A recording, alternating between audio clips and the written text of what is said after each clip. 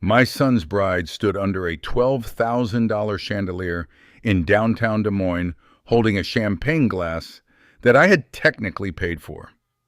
She thanked the wedding planner, the florist, the bartender named Luke, even the valet company, but not the man who covered the entire $48,732.19 wedding bill sitting 20 feet away in a gray suit from J.C. Penney.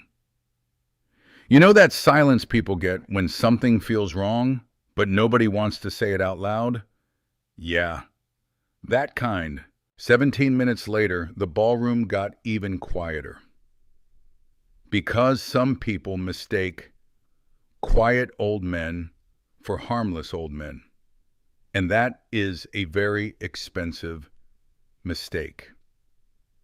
Before we go any further, tell me where you're watching from and what your local time is right now. I always love seeing how far these stories travel. And if you enjoy real family drama stories with quiet revenge and hard-earned lessons, go ahead and subscribe. We've got plenty more coming. But stay with me here, because to understand why I stayed calm that night, you need to understand what I used to do for a living. I spent 31 years catching people who thought nobody would notice a few extra numbers buried inside a stack of paperwork. That was my job. Not glamorous, not exciting in the movie sense. Nobody ever kicked down a hotel ballroom door yelling my name while helicopters circled overhead. Mostly I sat in over-air-conditioned offices with bad carpet patterns and coffee that tasted like burnt pennies, staring at invoices until somebody's lie blinked at me. But lies always blink, eventually. I worked as a forensic hospitality auditor for a company out of Minneapolis called North American Venue Compliance Group, which sounds fake enough to be part of a tax scam, but I assure you it was real. We audited hotels, casinos, resorts, convention centers, wedding venues, cruise contracts, corporate retreats. Anywhere money moved fast, and rich people assumed nobody checked the math too carefully. I checked the math. You'd be amazed what people hide inside banquet charges. A fake corkage fee here, double-billed floral setup there, administrative convenience surcharges. That one always made me laugh. Sounds like a polite way of saying, we stole from you efficiently. And after 3 decades doing that kind of work, your brain changes a little. Normal people walk into a restaurant and notice the menu. I notice whether the service charge percentage matches county tax standards. Normal people look at wedding centerpieces. I look at whether the invoice says silk peonies, but the tables clearly have real hydrangeas. It's not a skill that makes you popular at parties, which was fine. I was never much of a party person anyway.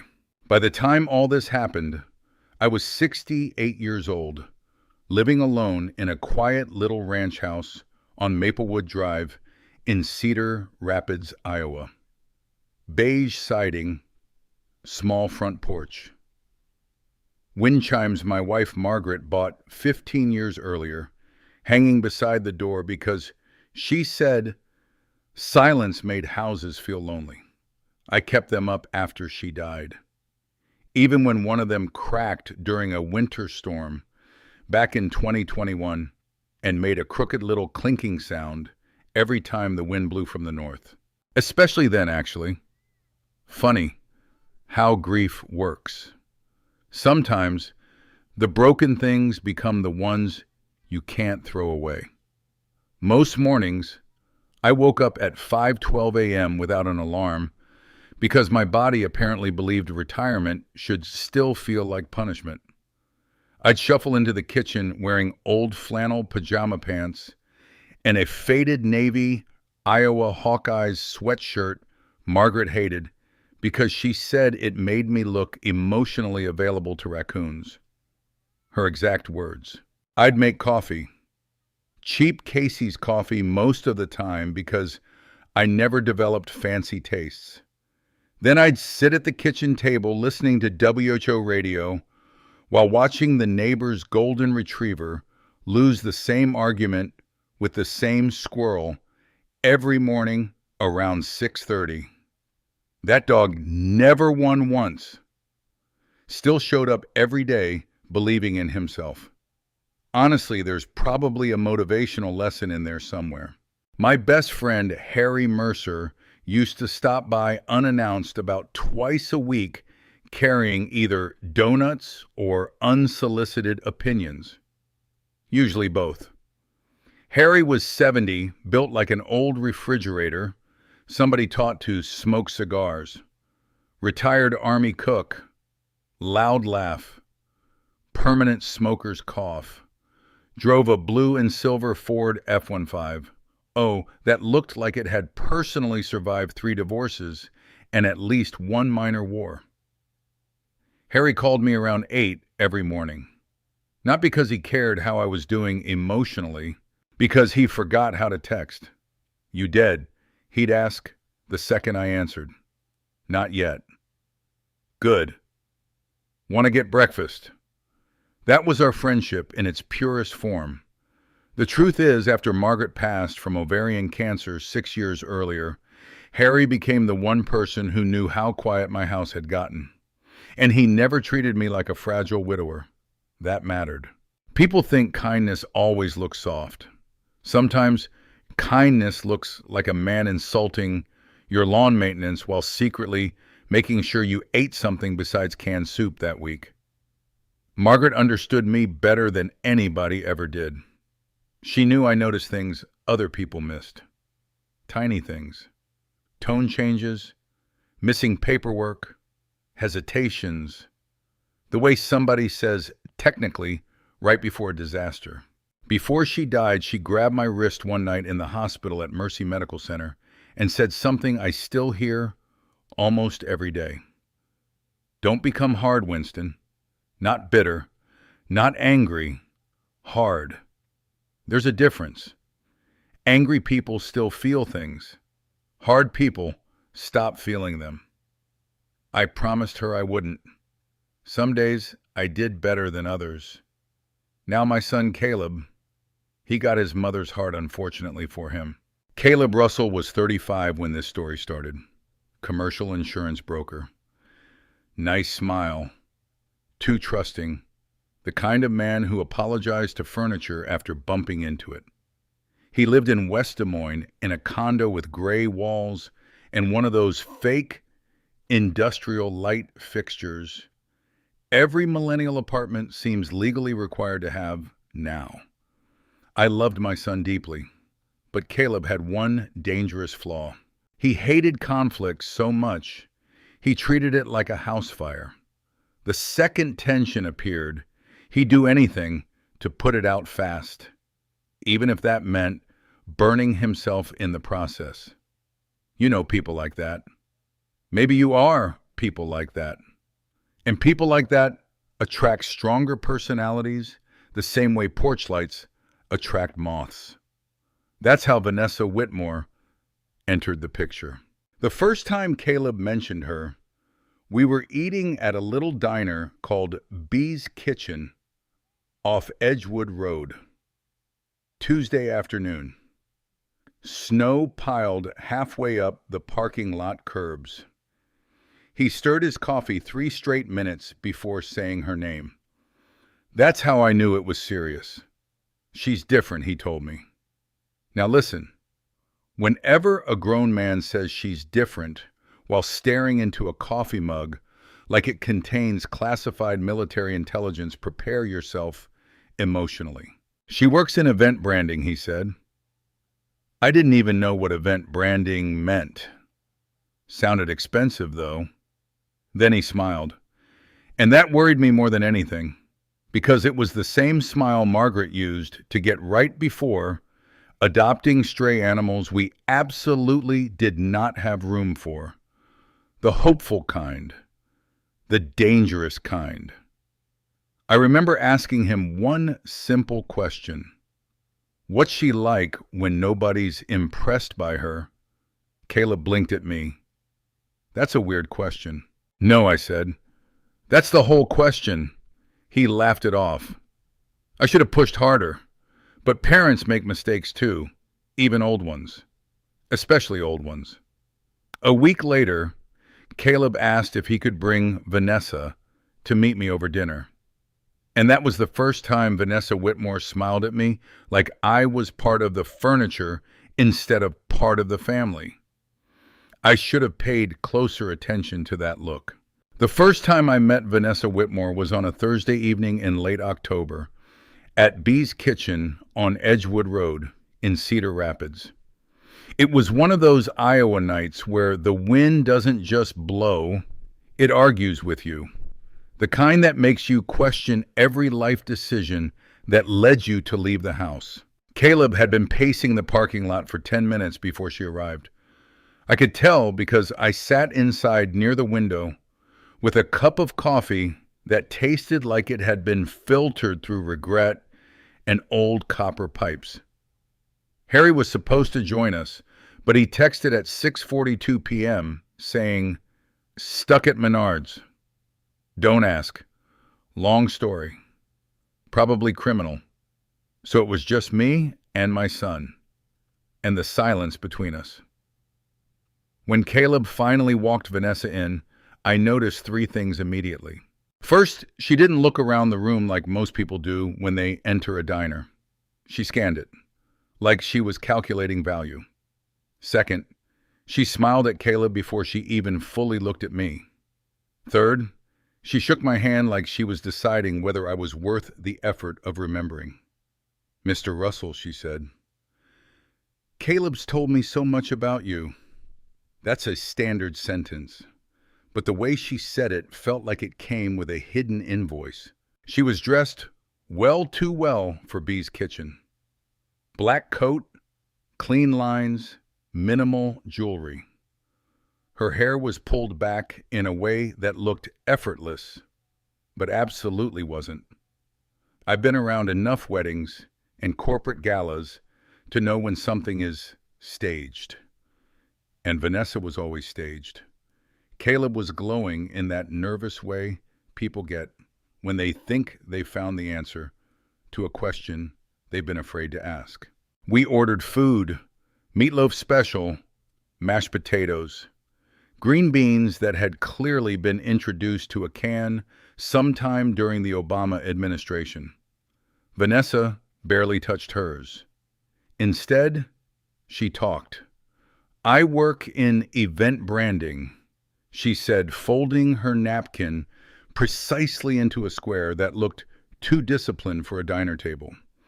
"It's about experience architecture, how people feel inside a moment."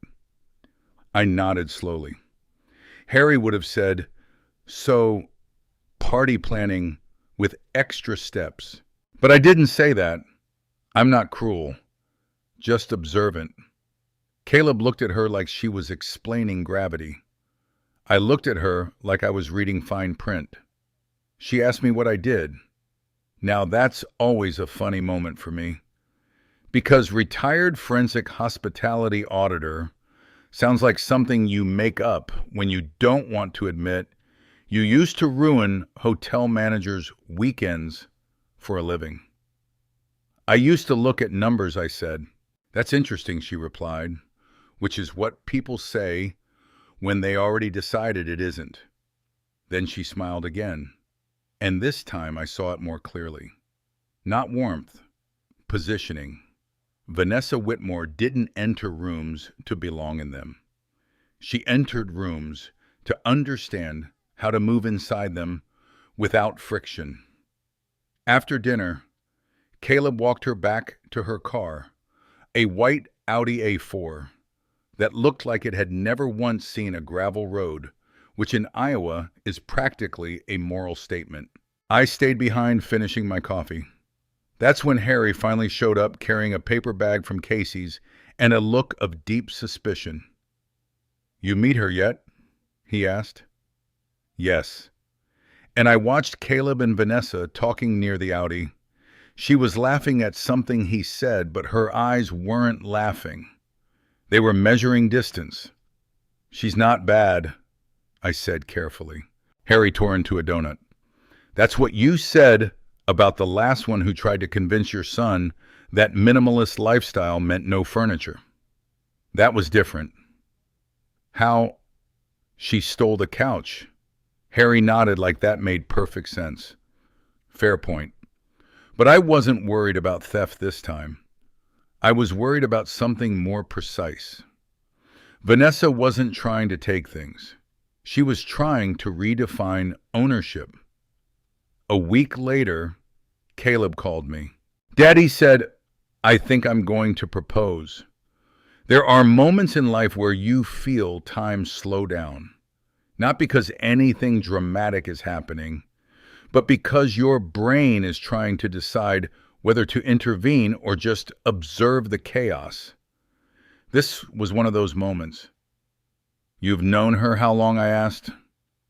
4 months. "Mm-hmm. That's not too fast," he said quickly.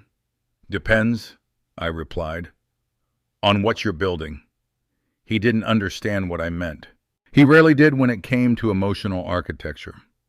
Still, I said yes when he asked me to help with the wedding.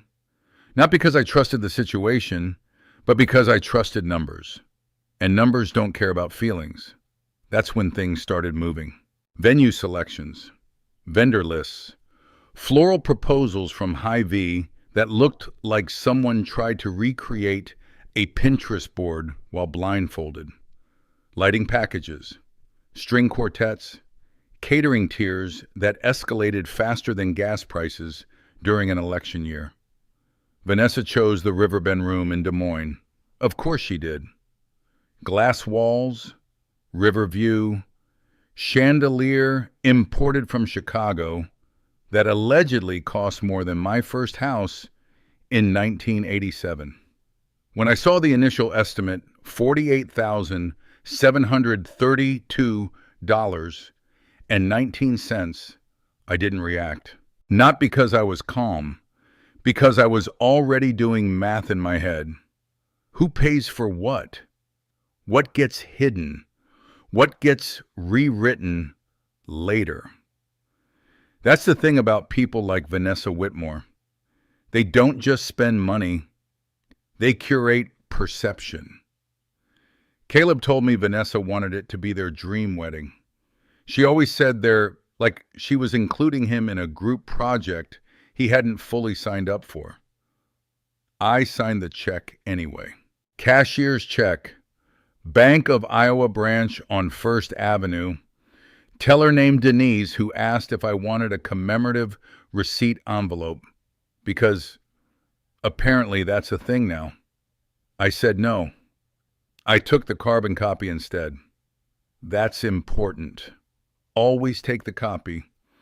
Margaret used to say I was paranoid. I told her I was prepared. She was usually right about emotional things. I was usually right about financial ones. For the first time in years, those two truths were about to collide. Vanessa thanked me later briefly, politely, and then immediately asked Caleb if we could keep financial contributions discreet to avoid social imbalance perception. That was her exact phrase.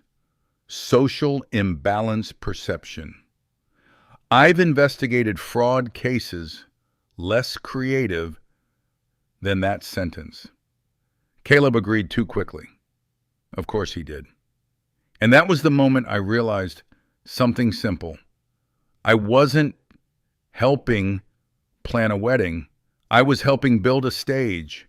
And I had just unknowingly funded the lighting system. Harry noticed it before I did, of course. He always notices things faster than people give him credit for. "You paying for all this?" he asked one afternoon, while eating a gas station hot dog in my kitchen, like it was a 5-star meal. Mostly. He nodded slowly. "That girl gives me spreadsheet vibes." That's not a compliment. It is in accounting, he said. But what neither of us said out loud was the real problem. Vanessa Whitmore didn't just want a wedding. She wanted a narrative. And someone else was going to disappear from it. I just didn't know yet how cleanly she planned to do it. But I was about to learn, and when I did, I stopped being a quiet observer. I became something else entirely. By the time the wedding invoices started piling up on my kitchen table, I had already stopped thinking of this as a celebration. It felt more like a construction project, where nobody wanted to admit who signed the blueprint. The first official estimate from the Riverbend Room in Des Moines came in at $48,732.19. I still remember the exact number because I wrote it down twice. Once on the invoice, once on a yellow legal pad next to my coffee mug that had a crack running down the side like a fault line. Most people see a number like that and feel something emotional. I saw it and felt structure. Break it down. Venue base, fee catering, tier 3. Open bar package lighting. Upgrade floral arrangement from Hy-Vee's Premium. Vendor list, string quartet. From West Des Moines Conservatory. And a guest experience coordination surcharge, which is a fancy way of saying we charged you because we could. Caleb called me that evening. Dad, he said, voice lighter than usual. Vanessa says this place is perfect. She says it feels like us. I paused. Does she now? Yeah. Isn't that great? I looked at the invoice again. It didn't feel like us. It felt like a spreadsheet pretending to be romance. Still, I said yes, because that's what fathers do. They say yes to things that might hurt later because they hope the hurt will be smaller than the disappointment if they say no. I went to the bank the next morning. Bank of Iowa First Avenue branch. Same place I used to deposit expense reimbursements from my auditing days. The teller, Denise, recognized me. Wedding, she asked, smiling. I nodded. She didn't know she was asking about a financial event that would eventually require more emotional cleanup than any divorce settlement I had ever audited. I requested a cashier's check. Full amount. No hesitation. When she printed the receipt, I asked for the carbon copy. Denise tilted her head. Most people don't want those anymore. I do, I said.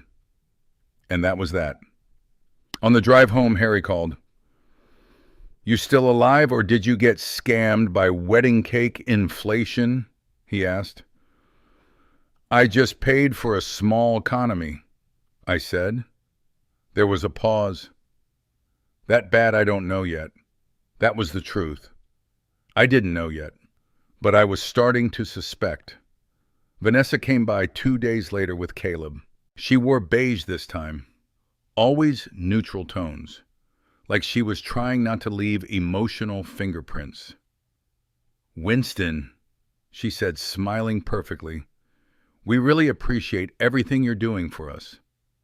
There it was again, us. That word gets used a lot in weddings. Sometimes it means love. Sometimes it means strategy. I smiled back. Happy to help.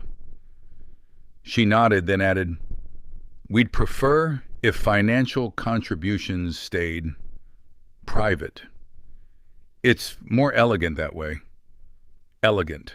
Another word people use when they don't want to say invisible. Caleb didn't react.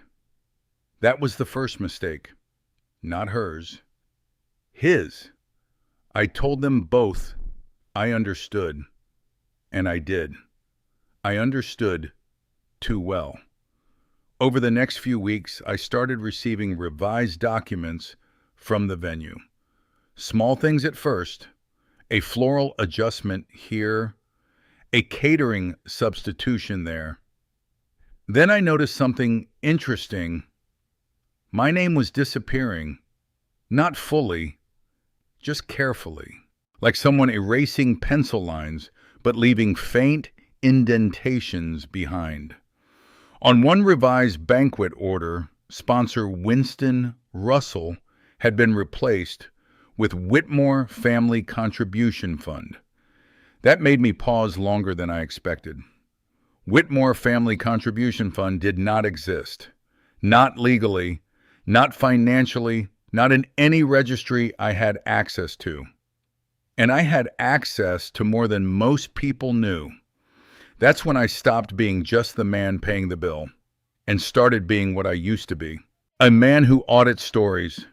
Harry noticed the change in me before anyone else did. "You've got that look," he said one afternoon, sitting at my kitchen table, eating a peanut butter sandwich like it was evidence. "What look?" "The one where you stop being a grandfather and start being a problem." I sighed. "I'm not starting anything." He pointed the sandwich at me. "That's what people say right before they start something." Fair. I began requesting full documentation from the venue. Original contracts, amendments, digital signatures, vendor breakdowns. Rebecca Sloan, the venue manager at the Riverbend Room, started calling me directly after that. "Mr. Russell," she said once, voice professional but slightly tired, "you're requesting more documentation than our legal minimum requires." "I know," I said. "Is there a problem?" I looked at the papers spread across my table. Invoices, revisions, email trails. A digital signature log that showed changes made at 11:47 p.m. on a Sunday. "There's always a problem," I said gently. "The question is whether anyone has noticed it yet." Silence. "Then I'll send what I can." That was the moment I knew I was right. Because people only get careful when they realize someone is watching the numbers properly. Vanessa, meanwhile, was busy building her version of reality. She posted engagement photos in downtown Des Moines near the Riverwalk. Caleb smiling too wide. Her holding his arm like a product placement. Captions about building a future grounded in love and intention. She was very good at language. Dangerously good. Because language can hide math, but it can't erase it. One evening, Harry came over again, this time with actual concern instead of jokes. "You still paying for all this circus?" he asked. "Yes," he frowned. "And she's still pretending it's some family contribution fairy tale?" "Yes." He leaned back in his chair. "That girl could sell ice to penguins." "That's not the issue," I said. "Then what is?" I tapped the invoice stack. "The issue is, she thinks no one will ever read the fine print." Harry stared at me for a long moment. Then he said something quieter than usual. "You're gonna read it." I didn't answer, because I already had started. And what I found wasn't just carelessness. It was structure, intentional edits, relabeled sponsorship lines, a revised contract version that included a clause I hadn't signed. Clause 14B, sponsor, acknowledgement waiver. It stated that the couple's primary financial contributors agreed to remain unacknowledged during all ceremonial events. I stared at it for a long time. Then I did something I hadn't done in years. I smiled, not warmly, not happily, just recognition. Because people like Vanessa Whitmore don't realize something very important. You can't waive acknowledgement from someone who knows how to prove you exist in the first place. I called Rebecca Sloan again. "This waiver," I said. "Who requested it?" A pause. "Ms. Whitmore did." "Was it signed voluntarily by all parties?" Another pause. "Yes. I already knew the answer before she said it." because I had seen the signature file. And more importantly, I had seen the timing. Everything Vanessa was doing had one goal: control the story, control who gets seen, control who disappears. But she made one mistake. She assumed silence meant absence. And she had no idea I had spent 30 years learning how to make absence very, very loud. That night, I placed all the documents into a single folder, carbon copy on top, and I said something out loud to an empty kitchen. "All right, Margaret." I promised I wouldn't become hard. I paused, then added quieter. But I didn't promise I wouldn't become precise. Outside, the wind moved through the wind chimes on the porch. And for the first time in a long time, I felt something settle. Not anger, not fear, preparation. The wedding was in 3 days. And Vanessa Whitmore was about to learn what happens when you try to erase the wrong man from a financial record. The thing about preparation is it changes how you experience ordinary days. People think revenge, or whatever you want to call it, feels like fire and noise. Most of the time, it feels like paperwork. Quiet, clean, methodical. The week before the wedding, I stopped reacting to Vanessa Whitmore and started documenting her. Not in a dramatic way. No spy movies, no trench coat nonsense. Just me, a kitchen table, a legal pad, and a printer that had been making the same clicking sound since 2014. Harry noticed immediately. "You've gone full accountant demon mode," he said, one morning, leaning against my counter while eating cereal straight from the box. "It's called organization," I replied. "It's called obsession," he corrected. Maybe he was right, but obsession, when done properly, looks exactly like diligence from the outside. I went line by line through every revised invoice from the Riverbend Room. Floral package increased without consent. Lighting upgrade. Reclassified under venue enhancement. Bar service duplicated under guest experience refinement. And then there was the sponsor line. Originally Winston Russell, $48,732.19 contribution. Revised version, Whitmore Family Contribution Fund, a name that didn't exist in any business registry in Iowa.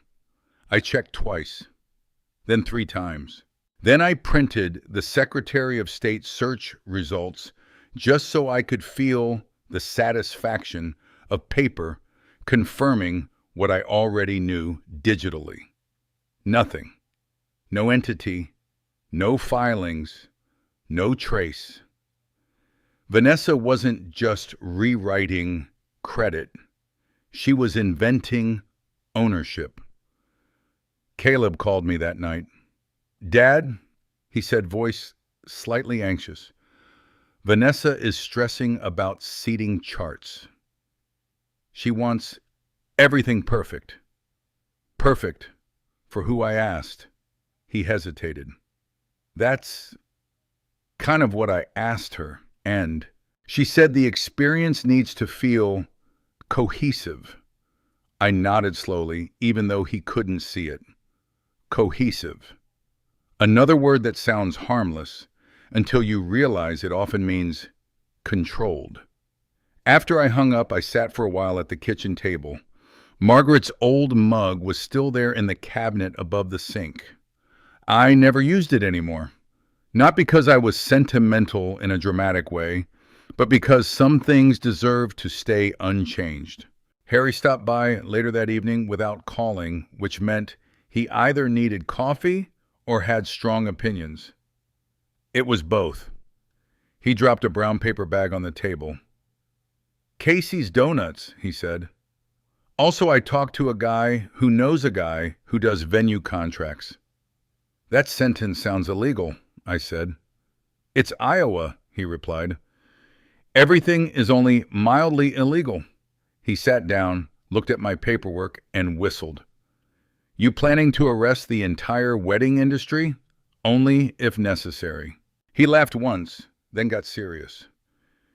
You sure about this, Winston? I mean, it's your son's wedding.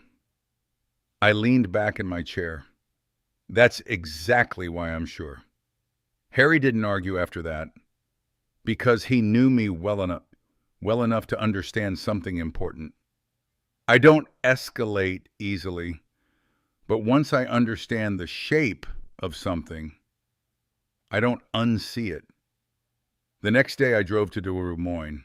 The Riverbend Room sat near the Des Moines River, like it was trying to look calm on purpose. Glass walls, modern architecture, a building that cost more to heat than most people's mortgages. Inside, I asked to speak to Rebecca Sloan. She met me in a small conference room with a tablet in her hand and the expression of someone who had already dealt with too many wedding crises for one career. Mr. Russell, she said politely, we're fully prepared for Saturday. I'm sure you are, I said. That's not why I'm here. I placed a folder on the table, carbon copy on top. She glanced at it. Is this related to billing concerns? Yes. I slid a document forward. Original sponsorship agreement, then the revised waiver, then the invoice chain. Her eyes moved across the pages slowly, then stopped. Where did you get this revised version? She asked. I didn't get it, I said. I was given it. Silence. Then she looked up. This signature change wasn't authorized through our internal verification system. I know. Another pause. She exhaled slowly, like someone realizing they had stepped onto a bridge that might not be structurally sound. Mr. Russell, are you saying the sponsor acknowledgement was altered after payment? I nodded. And that the credited sponsor listed Whitmore Family Contribution Fund does not legally exist? Yes. That was the moment the room changed temperature.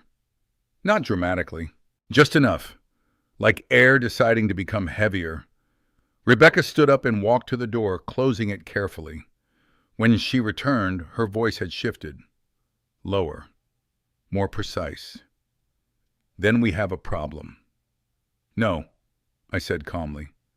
We have documentation. That made her pause. People in her position understand that difference immediately. Problems are emotional. Documentation is permanent. She sat down again and looked at me differently now. Not as a father of the groom, not as an elderly man with a file folder, but as someone who had already mapped the structure beneath her system. What do you want? She asked. That's always the question.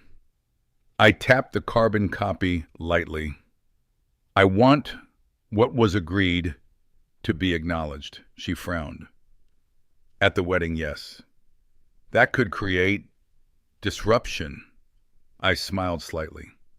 I'm not in the disruption business, I said. I'm in the accuracy business.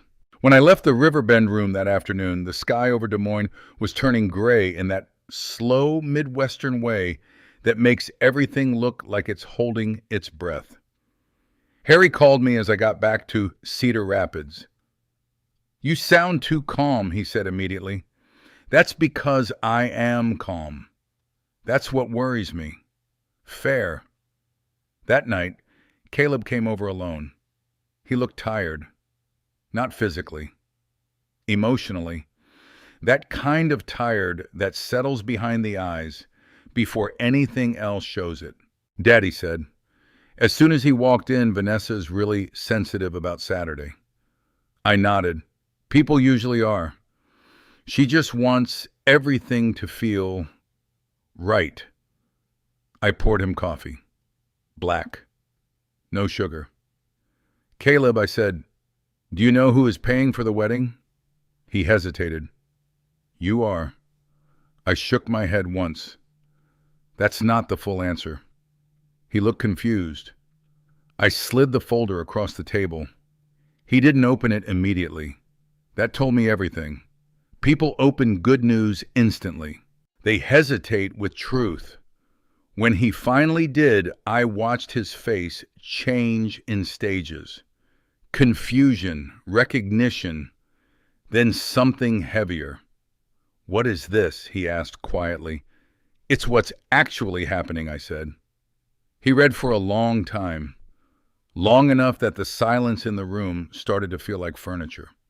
Finally, he whispered, "She said you didn't want to be acknowledged."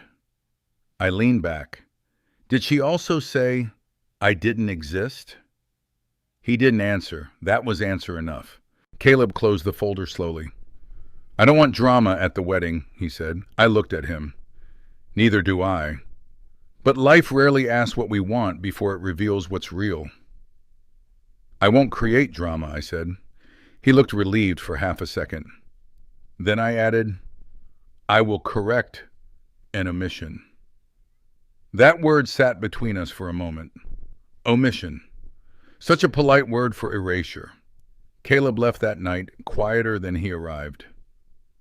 Harry showed up afterward, leaning against my porch railing. "You told him?" he asked. "Yes." "And he didn't like it?" Harry snorted. Shocking development. I looked out at the street, at the quiet Iowa night, at the wind chimes my wife used to say made a house feel less alone.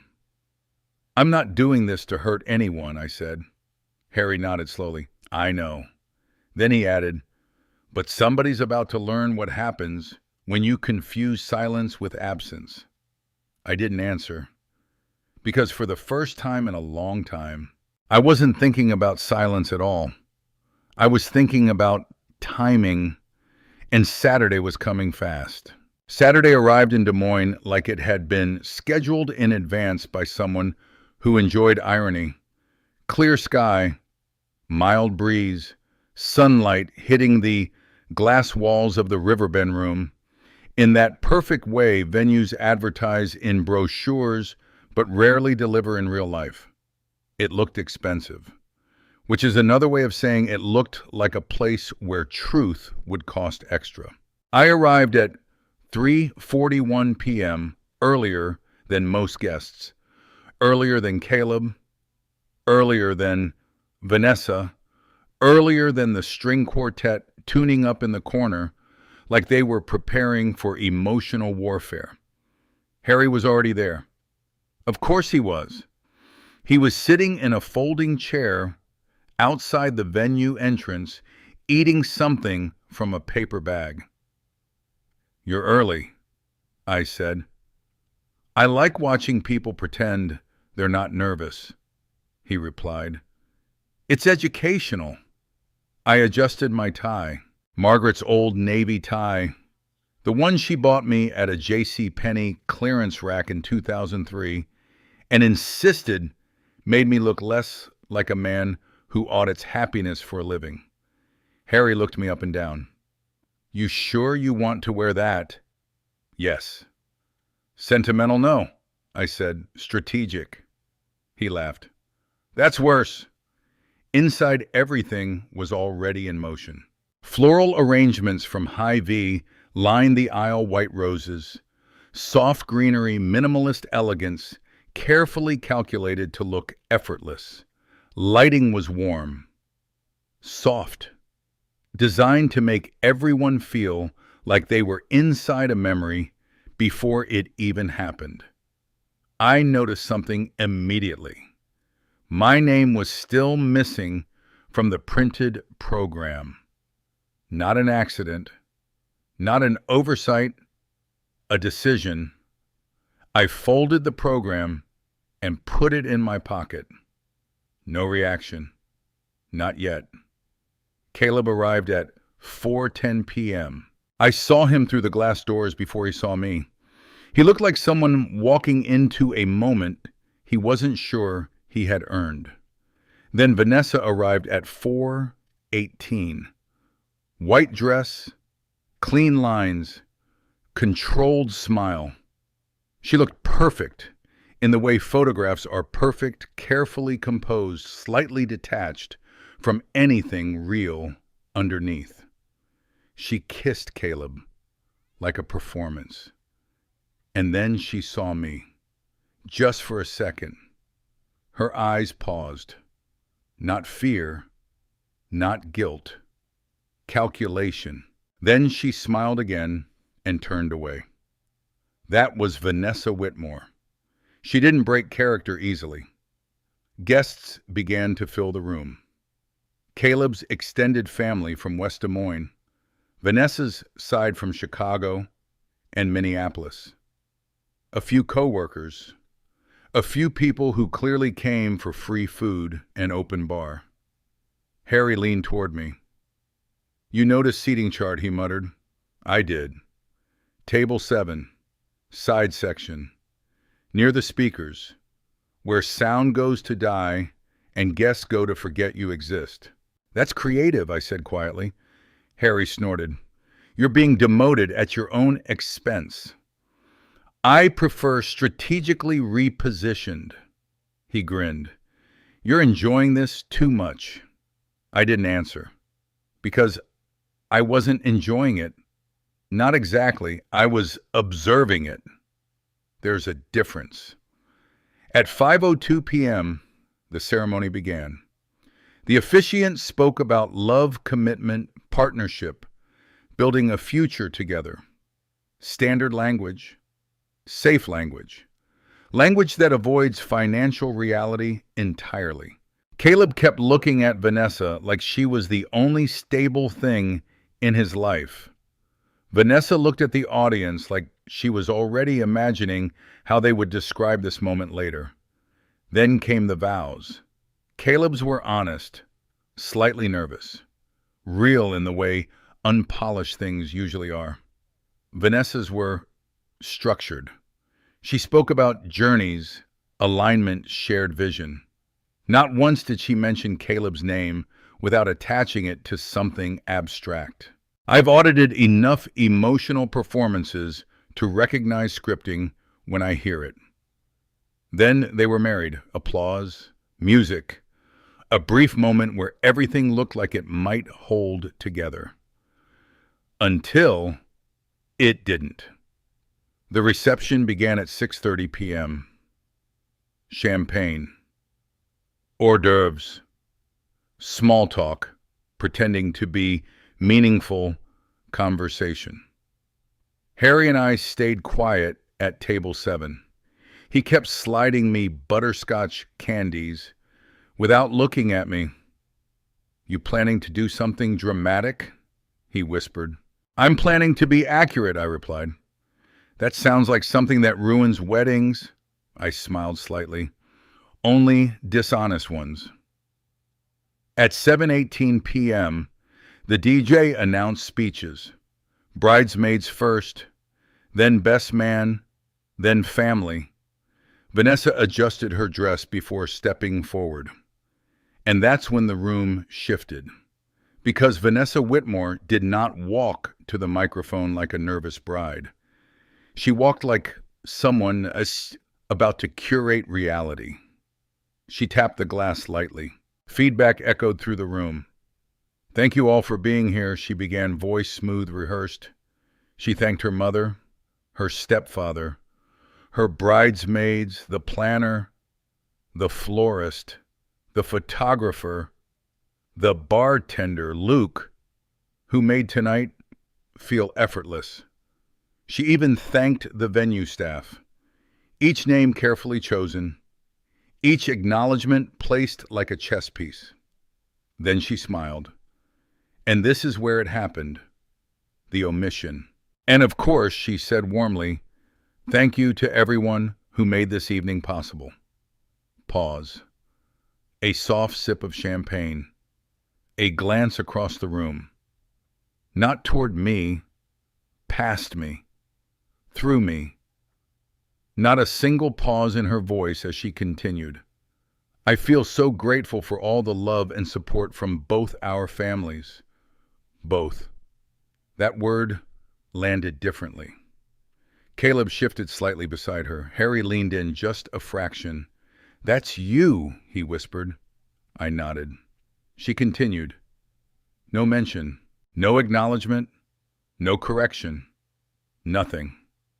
And just like that, the man who paid for $48,732.19 worth of celebration had been edited out of the narrative in real time.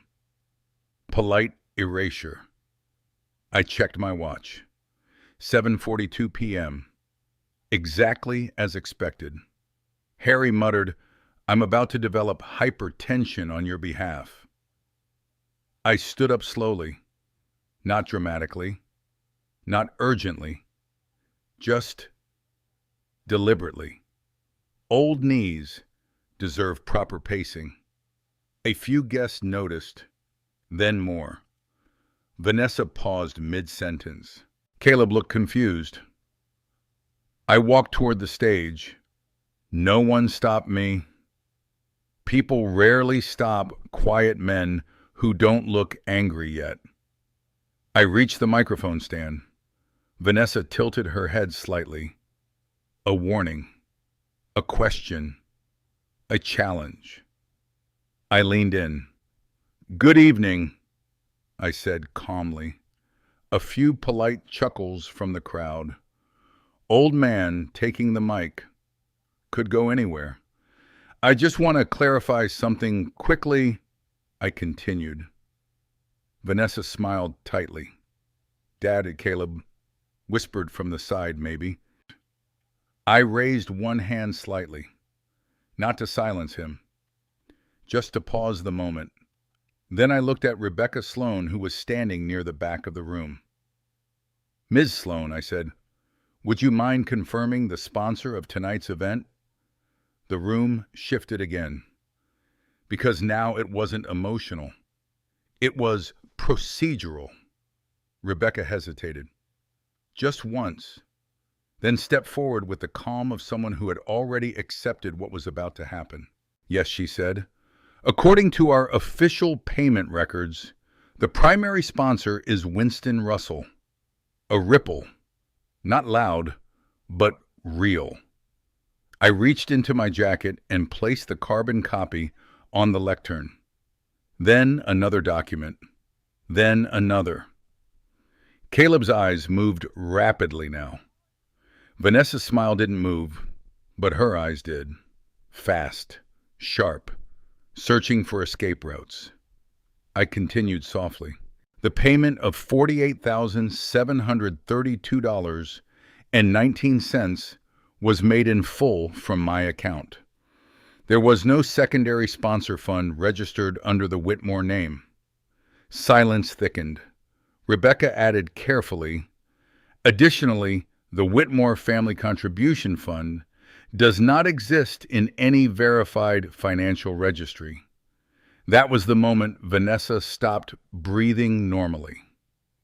Not panic, control slipping. Caleb turned toward her, slowly, like something finally refusing to stay invisible. I didn't raise my voice. I didn't accuse. I didn't perform anger. I simply placed the truth where everyone could see it. And then I stepped back. Because accuracy doesn't need volume. The room didn't explode. It didn't need to. It just changed shape. Quietly, irreversibly. And for the first time that night, Vanessa Whitmore looked at me without any strategy left in her eyes. There's a very specific kind of silence that follows truth when it lands in the wrong place. It doesn't explode. It doesn't echo. It just settles. Like dust after a window has been broken, except nobody hears the glass. That's what happened in the Riverbend Room after Rebecca Sloan confirmed what I already knew: the money, the sponsorship, the erased name, the invented foundation. Everything real had been sitting underneath everything, polite the entire time, and now it was visible. Vanessa Whitmore didn't move at first. That surprised me. People usually react quickly when their version of reality starts collapsing. Panic, anger, denial, something. But Vanessa just stood there, champagne glass still in her hand, like she was waiting for someone else to fix the lighting.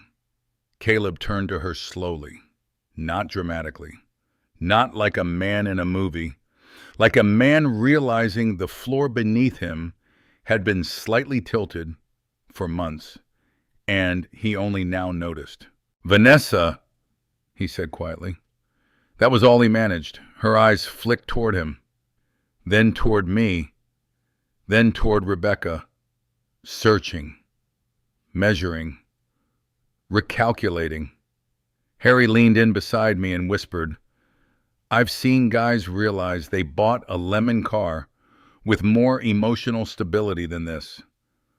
I almost laughed. Almost.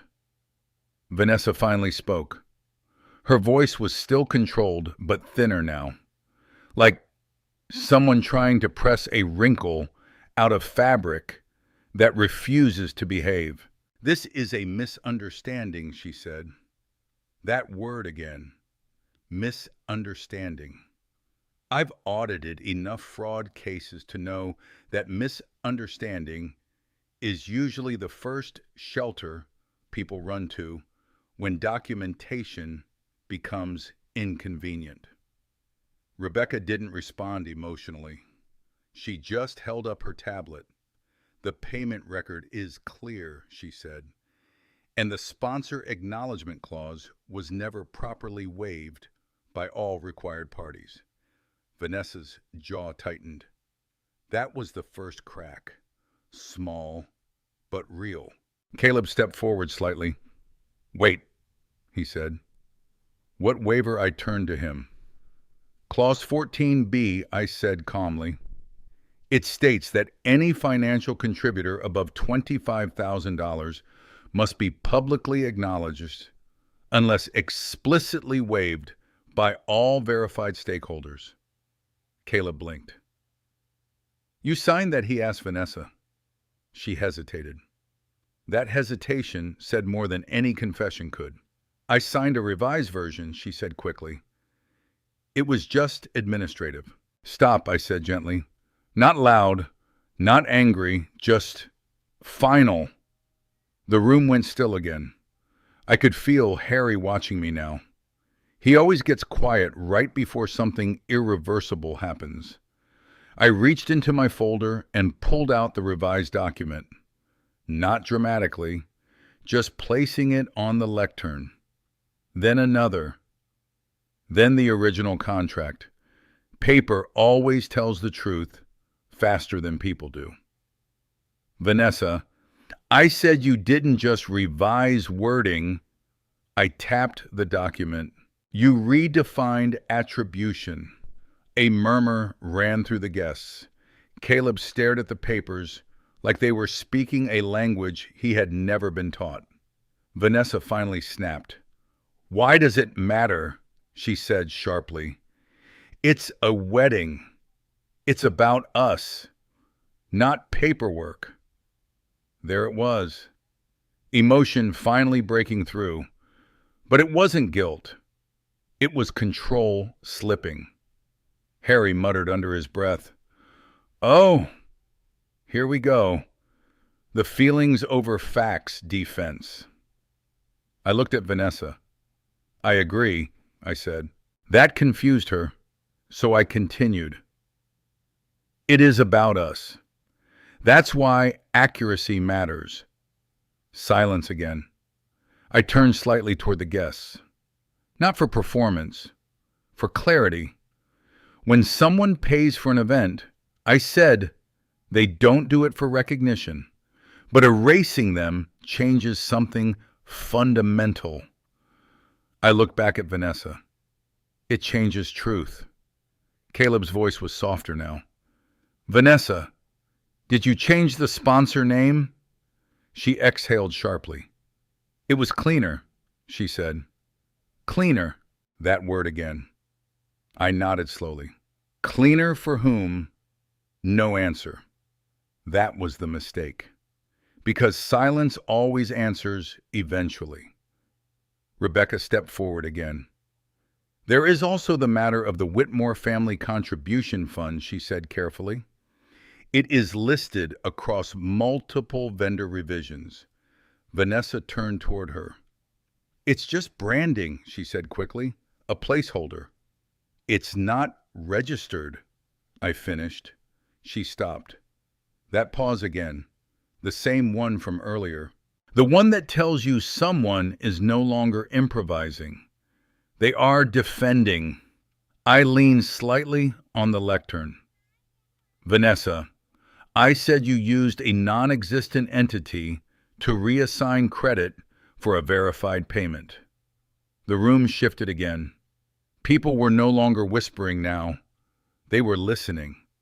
Fully.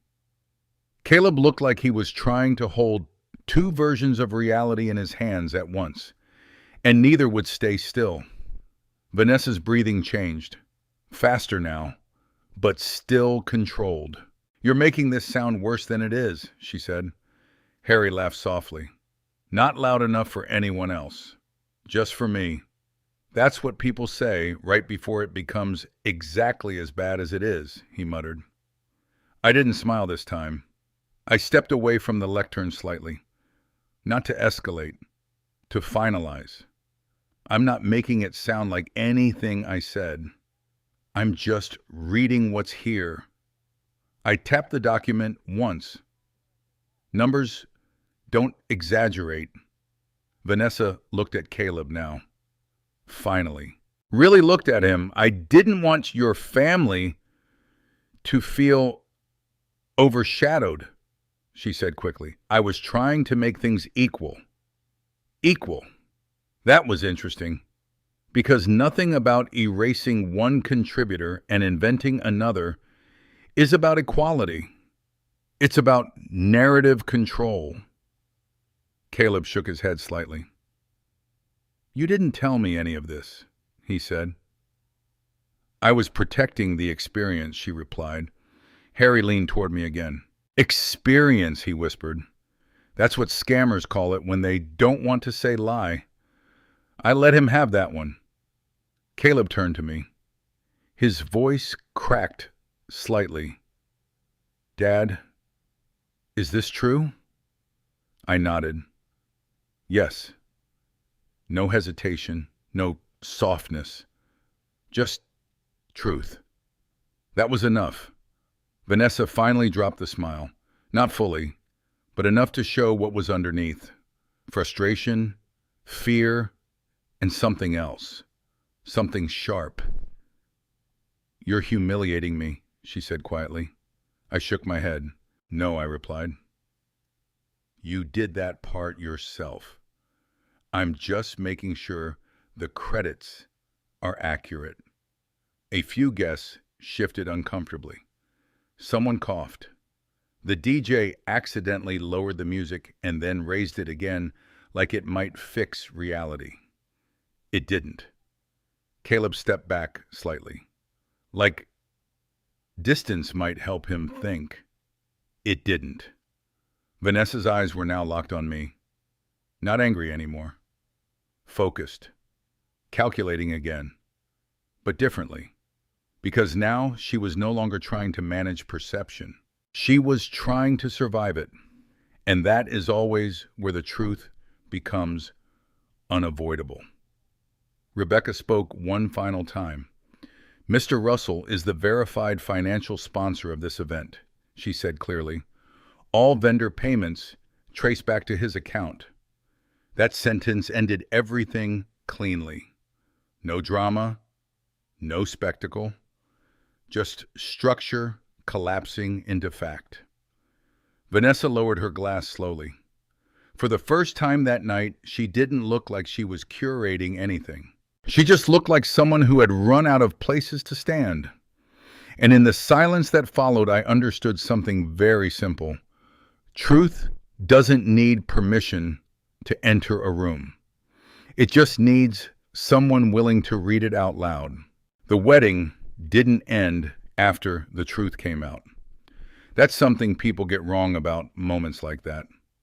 They expect collapse, drama, people storming out chairs, scraping someone, knocking over a cake like it's a courtroom explosion.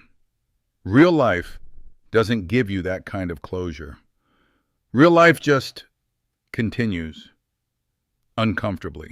The DJ slowly faded the music back in like nothing had happened.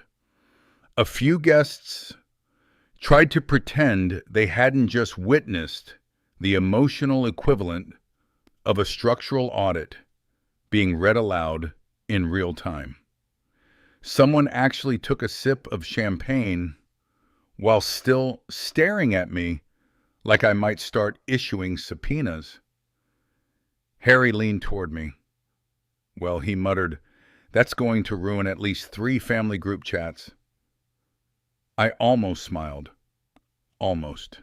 Vanessa Whitmore stood perfectly still for about 6 seconds after Rebecca Sloan finished speaking. 6 seconds doesn't sound like much until you're watching someone realize they can't rewrite what just happened. Then she set her champagne glass down, very carefully, like breaking eye contact with reality required both hands. Caleb was still standing near her, but not close anymore. Not emotionally close. Not even physically certain where he was supposed to stand. "Vanessa," he said again, softer this time. She didn't look at him. Not immediately. When she finally did, her expression had changed. Not into anger, not into apology, into something more complicated. Humiliation, trying to disguise itself as composure. "This was supposed to be our day," she said quietly. Nobody answered that, because it was still their day. Just not the version she had been editing. I stepped back from the center, slightly giving space. Not because I was retreating, because I was done speaking. Harry noticed immediately. "That's it," he whispered. No final speech. No dramatic walk-off music. "I'm not in the music business," I said. He nodded. "You're in the ruin people with paperwork business. Only when necessary." Vanessa finally turned fully toward Caleb. Her voice lowered. "You knew about this?" Caleb blinked. "No," he said quickly. "I didn't know any of this." That answer mattered. I could see it on her face. Because if Caleb had known and stayed silent, it would have been betrayal. But ignorance was something else. Something she couldn't fully control. She exhaled sharply. "This is insane," she said under her breath. Then she looked at me. Really looked at me. And for the first time, I saw something new behind her eyes. Not entitlement, not confidence, calculation under pressure, like someone realizing the board has more pieces than they accounted for. "You planned this," she said. I shook my head once. "No." A pause. Then I added, "I documented it." That distinction landed harder than anything else, because planning implies emotion. Documentation implies inevitability. Caleb stepped between us slightly, as if trying to hold the room together physically. "Dad," he said, voice breaking just a little, "why didn't you tell me earlier?" That question hit differently. Not because it was unfair, because it was honest. I looked at him for a moment, then at Vanessa, then back to Caleb. "I did tell you," I said quietly. When I asked you who was paying for the wedding, you said she told you I didn't want to be acknowledged. I paused. That's where the story changed. Caleb's face tightened. Vanessa quickly responded. I didn't say that to hurt anyone, she said. I said it because it was complicated. No, I interrupted gently. Not harsh, just final. It was simple. Silence again. The room felt smaller now. Not physically, socially. Like everyone was suddenly aware they were inside a structure that had just been reclassified. Harry leaned back in his chair. This is the most expensive, awkward silence I've ever attended, he said quietly. Vanessa's hands tightened slightly at her sides. Then she spoke again, but differently now. Less polished. More human. I didn't want people to think Caleb's family was paying for everything she said. There it was. Finally. The truth underneath the behavior. Not greed, not malice, fear of perception, fear of looking small, fear of being tied to something she considered beneath her future image. I nodded slowly. I understand that, I said. That surprised her. It surprised Caleb, too. Harry muttered, "Uh-oh." The calm voice of emotional destruction is being nice again. But I wasn't being nice. I was being precise. I understand it, I repeated, but you handled it incorrectly. Vanessa's eyes narrowed slightly. How I gestured lightly toward the documents on the lectern. You didn't elevate yourself, I said. You erased someone else. That sentence hung there. Clean. Unavoidable. Caleb looked at the papers again.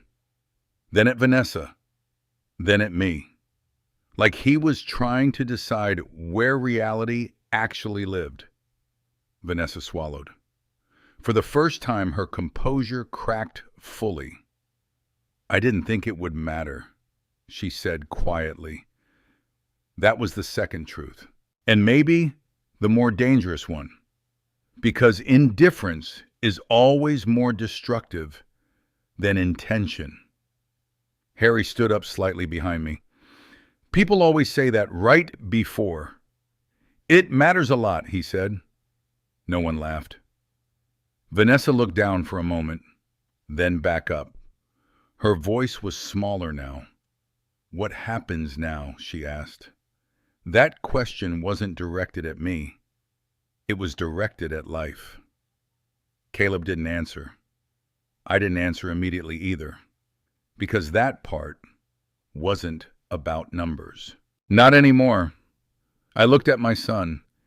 He looked exhausted, not angry, not relieved, just caught between two versions of a future that no longer aligned. Then I said something simple. You decide what kind of marriage you want to stand inside of, I told him. And she decides what kind of truth she wants to live with. Silence again. Different this time. Heavier. Vanessa stepped back slightly. Not leaving. Not staying. Just recalibrating. And in that moment, I realized something I hadn't expected to feel. This wasn't victory. It wasn't revenge. It was exposure. And exposure doesn't feel like winning. It feels like clarity. Caleb finally spoke. Quietly. I need a minute. He walked away from the center of the room. Not dramatically.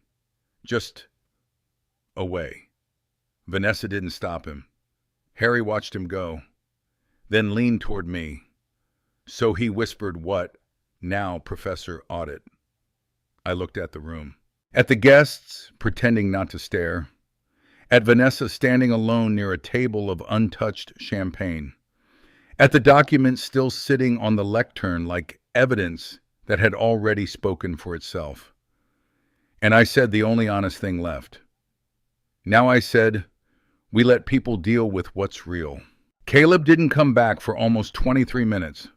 I know, because I checked my watch twice, then stopped checking, because Harry started making bets with himself about whether he would return as a groom, a man, or a ghost with unresolved tax issues. Harry has a talent for emotional timing that should not be legal. The room had shifted into something fragile now. Not broken, not fixed, just suspended. Guests were still seated, but conversations had turned into careful murmurs. The kind of talk people use when they're deciding whether they were witnesses or participants in something they'll later pretend happened differently. Vanessa Whitmore stood near the edge of the reception area, her hands loosely clasped in front of her. No champagne now, no performance smile, just stillness. I had seen that kind of stillness before. In audits, it usually came right before someone realized their documentation wouldn't save them. Harry leaned toward me again. She's doing that thing he said. What thing? The thing where people think, if they don't move, reality will forget them. I nodded slightly. That doesn't usually work. No, he agreed, but it's a classic first attempt. At 7:58 p.m., Caleb finally returned. He looked different, not transformed, not healed, just decided. That's the only word I can use. Decided. He walked past guests without really seeing them and stopped a few feet from Vanessa. She straightened immediately when she saw him. Hope is always fast. Understanding is slower. Caleb, she said softly, almost carefully. Can we talk? He nodded once. Yeah, he said. We are. That didn't sound like comfort. It sounded like structure. I stayed where I was near table 7, but I wasn't watching them directly anymore. Harry did, though. He whispered, "This is about to get emotionally OSHA report-worthy." Vanessa started first. "I didn't lie to hurt you," she said quickly. "I just adjusted things so it wouldn't look uneven." Caleb blinked. "Uneven," he repeated. "Yes," she said. "Your dad paying for everything. It creates an imbalance. People notice things like that." Caleb looked down for a moment, then back up. "People notice generosity," he asked quietly. Vanessa hesitated. That hesitation again. That small gap where honesty either enters or gets replaced. "It's not about generosity," she said. "It's about perception." Caleb nodded slowly, and I could see it happening. Not anger, not yet. Understanding. The kind that rearranges everything behind the eyes. He took a breath. "My dad didn't ask for credit," he said. "I know," she replied quickly. "That's why I thought it would be better." "Better for who?" he interrupted. That landed. The room felt like it leaned slightly forward. Vanessa didn't answer immediately, and that silence did more damage than anything she had said all night. Harry whispered beside me, "Oh, he's doing the logic voice." That's when emotions switch into final exam mode. Caleb continued. "You removed him," he said, "from the entire wedding." "I didn't remove him," Vanessa replied, sharper now. "I just simplified the acknowledgement." Caleb shook his head slowly. "You changed who people think paid for my wedding." "Yes," she admitted. And you didn't tell me. I was protecting you from feeling like what he snapped louder now. Like my family exists. That hit the room. Even the music seemed to hesitate. Vanessa flinched slightly. Not dramatically, just enough to show she hadn't expected that interpretation. I was trying to make it elegant, she said again, but weaker now. Caleb laughed once. It wasn't a happy sound. It was disbelief-wearing sound. You think my dad isn't elegant? He asked. Vanessa's eyes flicked toward me for half a second, then back. I think it complicates things, she said. Caleb nodded slowly. That was the moment something shifted in him. Not explosively, but permanently. You know what's complicated? He asked. Vanessa didn't answer. Caleb gestured lightly toward the room. This, he said, all of this. My dad paid for it, and instead of just saying thank you, you rewrote reality. Vanessa's voice tightened. I didn't rewrite reality. Caleb stepped closer. Yes, he said quietly. You did. Silence again. But different now. Heavier on her side. Caleb looked at her for a long moment. Then he said something I wasn't expecting.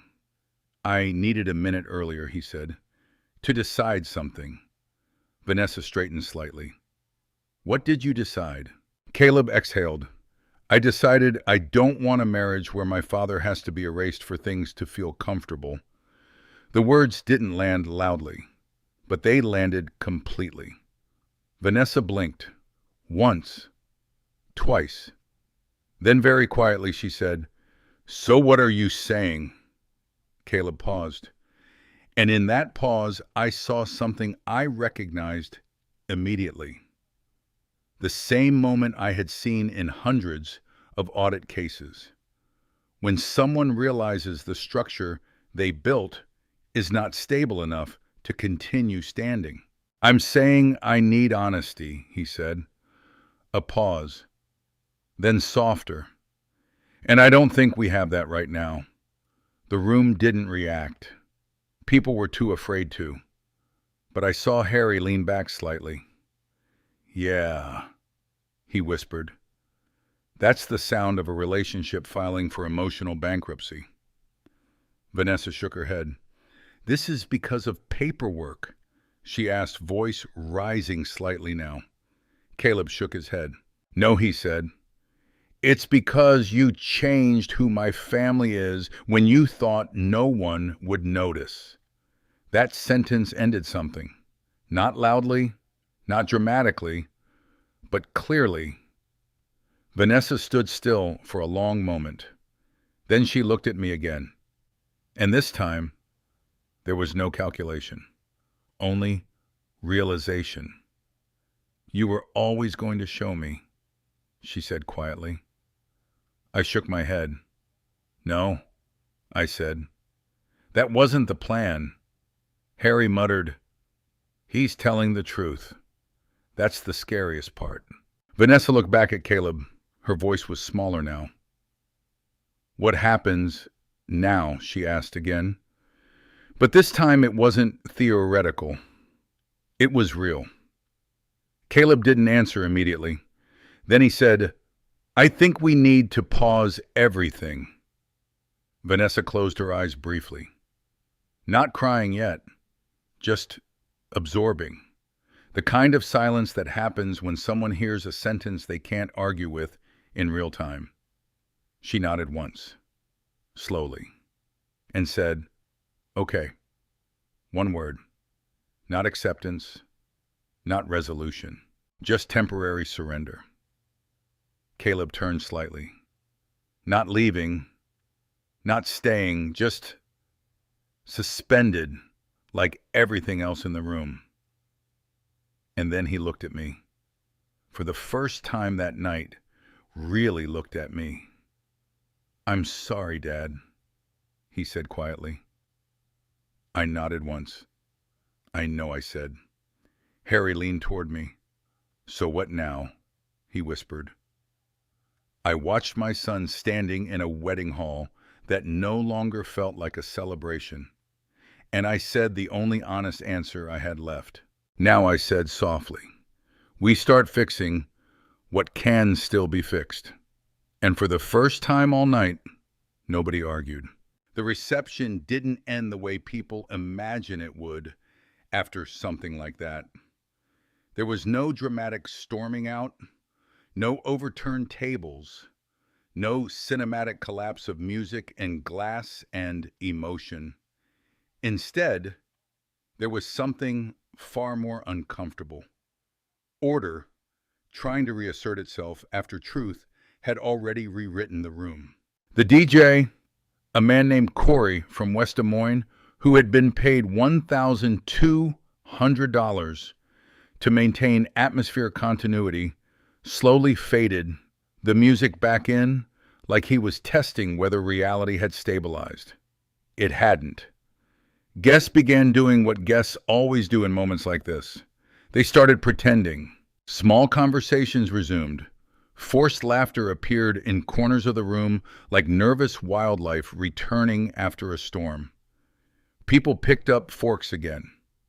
Someone actually said, "Well, that was interesting," as if they had just attended a mildly unusual presentation instead of witnessing a financial and emotional structure collapse in real time. Harry leaned toward me. I've seen calmer funerals, he muttered, and those include people who were actually dead. I didn't respond. Because I was watching Caleb. He stood a few feet away from Vanessa, not speaking anymore.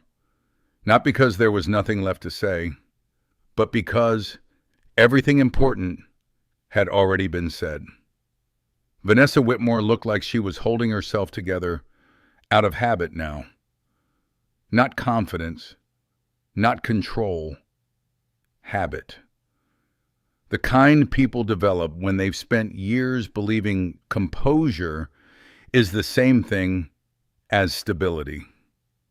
She glanced at me once, just once. And in that glance, I saw something I didn't expect. Not anger, not entitlement, but calculation trying to rebuild itself in real time. People like Vanessa don't stop thinking. They just change direction. Rebecca Sloan approached me quietly from the side. "Mr. Russell," she said, lowering her voice, "we've updated internal documentation to reflect verified sponsorship attribution." That was fast, I said. "We prefer not to be involved in disputes of misrepresentation." I nodded. "That makes two of us." Harry snorted softly. "That's corporate language for, please don't sue us emotionally," Rebecca continued. "If you would like, we can also provide formal acknowledgement during closing remarks." I shook my head. "No need." She hesitated. "You don't want recognition?" I looked across the room, at Caleb, at Vanessa, at the wedding that no longer felt like it belonged to anyone's narrative. "No," I said quietly. Recognition was never the point. That surprised her. It still surprises people, because most assume money comes with expectations. But expectations are optional. Truth isn't. Rebecca nodded slowly and stepped away. Harry leaned in again. "You realize he said you just confused an entire wedding venue manager." "I'm retired," I said. "It's a hobby now." That got a small laugh out of him. Across the room, Caleb finally moved. He walked toward me, slowly, not like a groom anymore, not like a son in celebration, just like a man trying to understand the shape of something that had changed while he wasn't looking. When he reached me, he stopped. For a moment, neither of us spoke.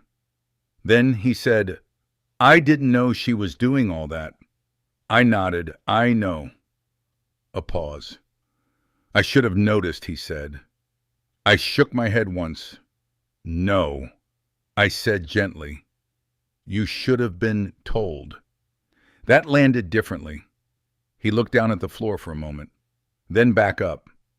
She said she was protecting me from embarrassment. I sighed quietly. "Caleb, I said embarrassment isn't something you protect people from by rewriting their identity." He didn't respond immediately.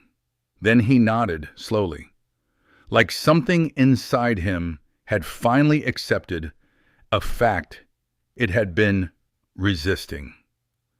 Behind him, Vanessa was speaking quietly with someone from her side of the family. I couldn't hear the words, but I could see the posture, defensive, contained, already rebuilding. Harry noticed too. "She's not done," he murmured. "No," I said. "She's recalculating." Caleb followed my gaze. "You think she'll try to fix it?" he asked. I considered that. People like Vanessa rarely abandon narratives. They adjust them. "She'll try to reframe it," I said. Caleb frowned. "What does that mean?" "It means I said this version of events won't survive outside this room." That was the truth, not because it would be erased, but because people don't like uncomfortable truth when it disrupts their self-image.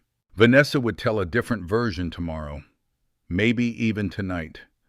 A version where she misunderstood billing structure, where communication errors occurred, where everything was mutual confusion. I had seen it before. Caleb exhaled slowly. "I don't know what I'm supposed to do now," he said. That was the first truly honest sentence he had said all night. I nodded. "You don't have to decide everything tonight," I said. Harry added immediately, "That's actually terrible advice for this generation. They like solving emotional crises in under 6 business hours." I almost smiled. Caleb looked between us. Despite everything, he exhaled, something close to a laugh. Then he shook his head. "I just don't want to lose everything," he said quietly. That sentence hit harder than the confrontation earlier, because that was the real fear underneath everything. Not money, not embarrassment, loss. I placed a hand on his shoulder.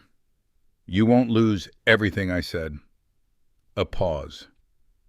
"But you might lose the version of things you were told was real." He nodded slowly. That one he understood. Behind him, Vanessa finally looked toward us again. This time she didn't approach. She just stood still, watching, not waiting, assessing. And I realized something then. This wasn't over for her. Not internally. People like Vanessa don't end moments like this. They store them, rebuild them, repackage them. Harry noticed my expression. What he asked. "She's thinking," I said. "That's usually her job description," he replied. "Yes," I said. "But now she's thinking strategically again." Caleb followed my gaze, and I saw it click for him too. Not fear, understanding. "She's going to tell people a different version," he said. I nodded. "Yes." "Will it matter?" he asked. That was a harder question.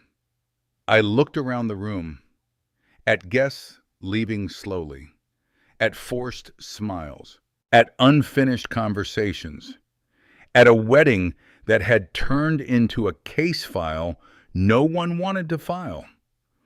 "It will matter to some people," I said. A pause, but not to the facts. Caleb nodded again. Slowly. Harry stood up, stretching. Well, he said, I've officially attended the most expensive misunderstanding in Iowa history. I glanced at him. You're still here, I said. Of course I am, he replied. Someone has to make sure you don't emotionally audit the entire state next. That almost got a real laugh out of me. Almost. Caleb looked at me one last time. Dad, he said quietly, what happens to us now? I thought about Margaret, about promises, about silence, about truth. And I answered honestly. We talk, I said. We rebuild what can be rebuilt. A pause, and we don't pretend nothing happened. He nodded. That time it wasn't uncertain. It was accepted. Across the room, Vanessa finally turned away. Not defeated, not resolved, just moving into whatever version of herself would come next. And as the wedding lights continued to glow over a room full of people pretending the night was still normal, I understood something simple. Truth doesn't end events. It just changes who gets to leave with the story. The wedding venue was almost empty by the time midnight approached. Not fully empty places like the Riverbend Room never truly empty out on nights like this, but emptied in the way that matters. Guests left in small clusters, whispering conversations they thought were private, but would later become group chat material. Chairs were being stacked. Tablecloths were being folded. The illusion of celebration was being packed away like rented decor. Caleb sat alone near the edge of the reception hall for a long time. Not dramatically, just still. The groom who had stopped performing the role he was supposed to play, Vanessa, was gone from the main floor. I later learned she had gone upstairs to the bridal suite, though I didn't follow. I didn't need to. I had seen enough emotional architecture collapse for one lifetime. Harry stood beside me near the exit doors, arms crossed.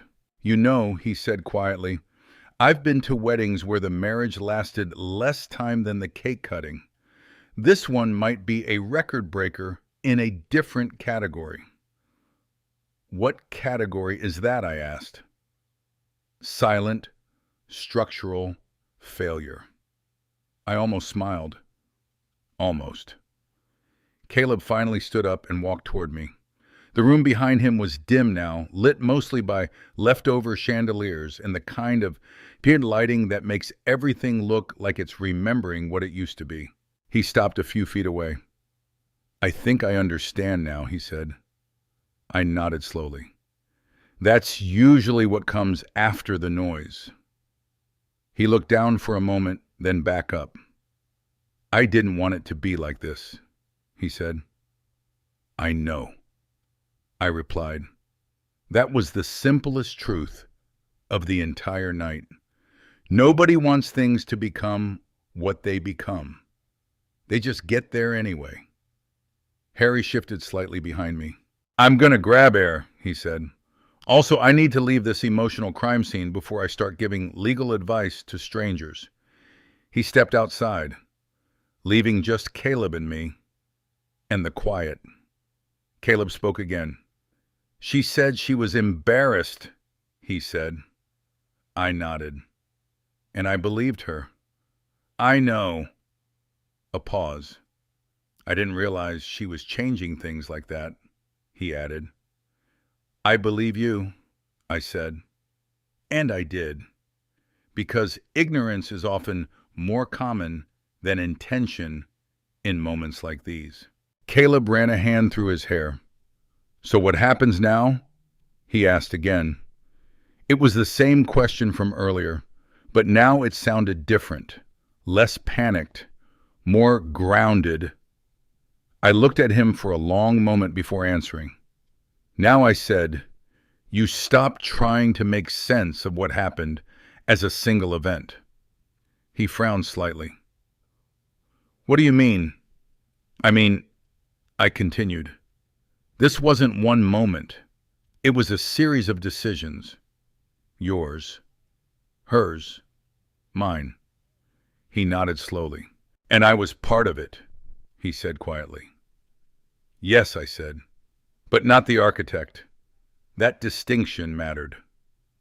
Caleb sat back down slowly, like the weight of the day had finally caught up to his body.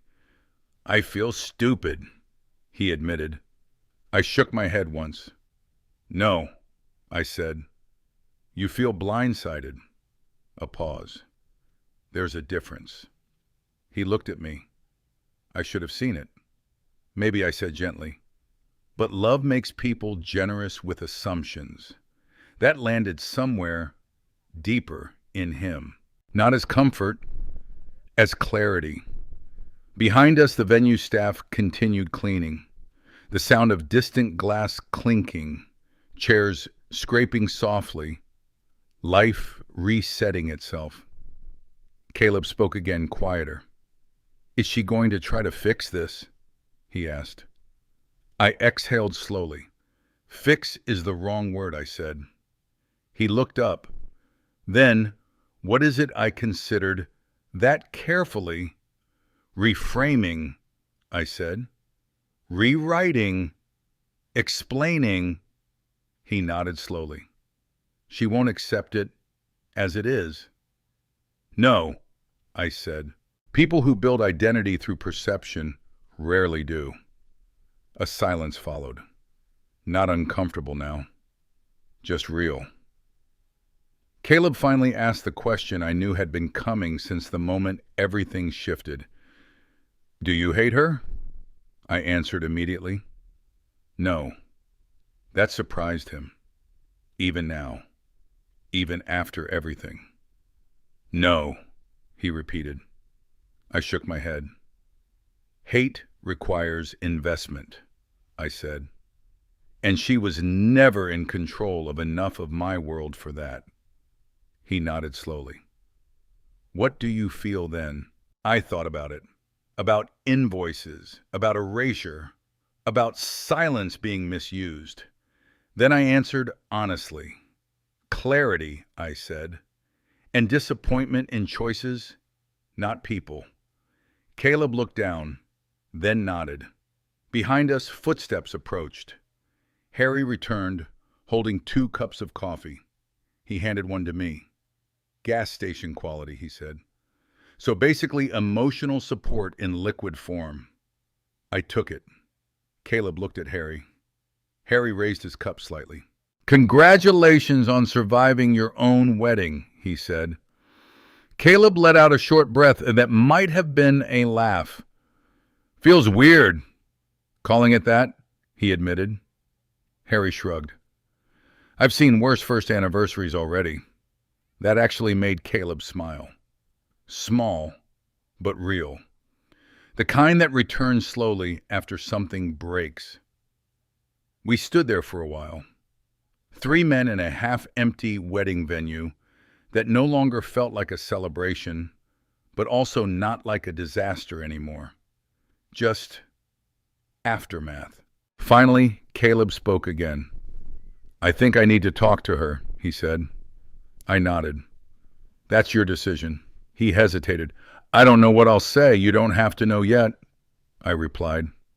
Harry added immediately. But if you open with, so about that financial identity crisis, I strongly recommend rehearsing it first. Caleb actually laughed this time. Properly. It broke something in the air that had been holding too tightly. He stood up. I'll call you tomorrow, he said to me. I nodded. Okay. He paused, then added quieter, thanks for not making it worse. I looked at him for a moment, then said, I didn't do this to make it better or worse. A pause. I did it to make it true. That seemed to land where it needed to. Caleb nodded once more, then turned and walked away. Not quickly, not slowly, just forward. Harry watched him go, then looked at me. You know, he said, for a man who claims to hate drama, you're exceptionally good at ending it. I don't end it, I said. I just read what's already there. He smirked. Same difference to everyone else. Outside, the Iowa night was quiet, cold, still. The kind of quiet that doesn't feel empty, just finished. Harry tossed his empty cup into a bin near the exit. So what now, Winston Russell? He asked. I looked back once at the emptying venue behind us, at the remnants of a day that had been carefully built and quietly corrected. Then I answered. Now I said we let the dust settle. A pause. And we see what's left standing. We stepped outside together. The wind moved across the parking lot, carrying the last sounds of the wedding behind us into something that no longer needed to be heard. And for the first time that night, I felt no need to fix anything, only to understand what would come next. What stayed with me after that night wasn't the confrontation, and it wasn't even the truth being revealed in front of everyone. It was something quieter. It was the realization that people don't always destroy others out of cruelty. Sometimes they do it out of fear. Fear of looking small. Fear of being judged. Fear of not fitting into the version of life they think they're supposed to have. But here's the part that matters. Fear is never an excuse to erase someone else's existence. I learned that silence can be mistaken for weakness, especially when you're the kind of person who doesn't demand attention. But silence, when chosen carefully, can also be clarity. It can be patience. It can be preparation. And sometimes it becomes the most honest response when the room is full of people trying to rewrite reality for comfort. What I hope you take from this is simple. Never confuse being overlooked with being insignificant. Never assume that because someone is quiet, they are unaware. And never forget that truth doesn't need volume, it only needs time. If this story meant something to you, I want to hear from you. Have you ever been in a situation where you were overlooked, misunderstood, or erased from a story that should have included you? Share your thoughts in the comments. I read every one. And if you enjoy real, emotional, family-centered stories like this, don't forget to subscribe to the channel for more.